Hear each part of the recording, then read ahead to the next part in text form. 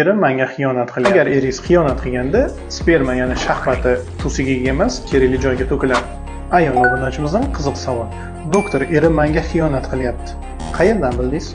Ichki kiyimlarni yuvayotganimda tursigining ichi shahvat dog'lari, sperma dog'larini ko'rdim. Haqiqatan ichki kiyimlaringizda shunaqa dog'lar kuzatilayotgan bo'lsa, bundan qo'rqishni keragi yo'q. Aktiv jinsiy faoliyatdagi erkaklar va qaysidir bir ayolga moyilligi bor bo'lgan erkaklar, pornografik, erotik videolarni sevib va ko'p ko'radigan erkaklarimizni prostata suyuqligi, ya'ni mani ajraladi. Bundan tashqari og'ir mehnat va jismoniy kuch bilan ishlaganda suyuqlik chiqishi, kuchanib hojat qilinganda bu suyuqlik ajralishi mumkin. Bu hech qanaqa xiyonat belgilari yoki shahvatni otilib chiqishidan dalolat bermaydi. Agar erkak kishi bu xiyonat qiladigan bo'lsa, albatta tursikka bu holatni qilmaydida va kerakli joyga oqizib keladi. Bundan ko'ra ichki kiyimini har xil ranglar bilan tanlamasdan tozaligiga va ozodaligiga e'tiborli bo'ling. Erkaklarimiz bu postdan xursand bo'lmasin. Agarda sizda doimiy shahvat yoki mani ajralayotgan bo'lsa, uretradan har xil ajranmalar kuzatilayotgan bo'lsa, albatta urologga tekshiruvlariga va konsultatsiyasiga murojaat qilishingizni so'rab qolaman.